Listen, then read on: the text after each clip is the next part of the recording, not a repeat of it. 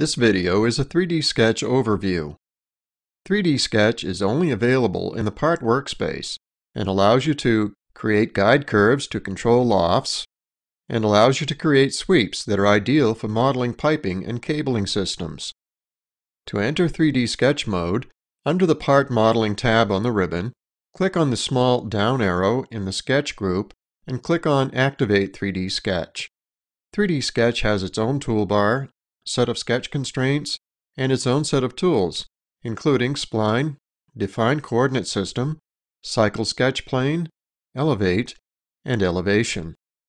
Generally speaking, 3D sketching should be used with a grid active so it will give you a reference as to where you are sketching. It's important to understand that with 3D sketching, you do not need to sketch on a planar face or plane. However, if you're not sketching on a plane, your sketch could end up out in space. Here's a 3D sketching sweep example. The sweep profile must be a closed 2D sketch. We'll create a couple of circles centered on the origin. Whenever possible, use the origin point for the item to be swept, as well as the beginning of the path, to keep things simple. When you sweep a 2D sketch, every single item in that sketch is swept. These two circles swept together will create a tube. The path can be either a 2D or 3D sketch. In this case, we'll use a 3D sketch, so 3D sketch mode is initialized. If the path is not started at the origin where the profile is centered, the sweep will be offset. A short vertical line will be started from the origin point. The current active plane is XY. We're going to activate the YZ plane so we can easily create a line that is perpendicular to the plane of the circles. There are at least 4 different ways to cycle through the 3 major planes. 1. The Cycle Sketch Plane icon in the Sketch Tools group on the ribbon. 2. Right-click the mouse and select Cycle Sketch Plane on the pop-up menu. 3. Press and release the Tab key on your keyboard. Or 4. Press and release the letter F on your keyboard.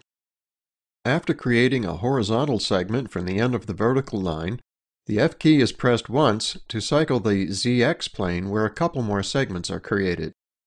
Here's a tip. To change the elevation on the current plane, hold down the letter E while moving the mouse cursor. You can start drawing a line at one elevation, and then press E while placing the other end of the line to achieve a diagonal line between the 2 different elevations. You will notice a yellow line between the mouse cursor and the intersection of the 2 green lines. This yellow line represents the vertical distance between the mouse cursor and the current active plane. When you release the E key, this vertical distance will remain fixed until you change it. The intersection of the 2 green lines represents the position on the plane directly below the mouse cursor. The fillet command comes in handy for rounding those sharp corners, no matter which plane the lines are oriented to. Now to sweep the profile. Sweep Boss is selected from the Boss group under the Part Modeling tab on the ribbon. When the dialog box appears, the profile to be swept is entered by selecting it in the Design Explorer, and then the path is entered by selecting it as well. When the OK button is clicked, the swept part appears. And now for 3D sketching loft example. A loft is composed of 2 or more 2D closed sketches, each on its own plane. A 3D spline is selected from the 3D Sketch toolbar and attached to a point on each of the 2D sketches. Coincident constraints can be utilized to ensure contact with each profile sketch, but this was not required in this example because we're using endpoint nodes to attach the path to. Once the guide curve is in place, the Loft Boss is selected from the toolbar. In the dialog box, each of the profile sketches is input in the cross-sections box by selecting each one in sequence. It is very important to select these cross-sections in sequence. You can't choose the one in the middle first and then the 2 outer ones, for example. It needs to be either 1, 2, 3 or 3, 2, 1, but they do need to be in sequence. Now the guide curve is selected and the OK button is clicked. The guide curve must intersect each of the 2D profile sketches. The guide curve cannot simply intersect a sketching plane, because guide curves represent edges of a part. If the guide curve does not intersect each of the profile sketches, you will receive an error message. When sketching in 3D, sketch constraints are often needed to help control the geometry of the sketch figures. The sketch constraints shown here can be used as normal sketching constraints and are similar to 2D sketching. There are only two new sketch constraints. These are the tangent continuous and direction constraints.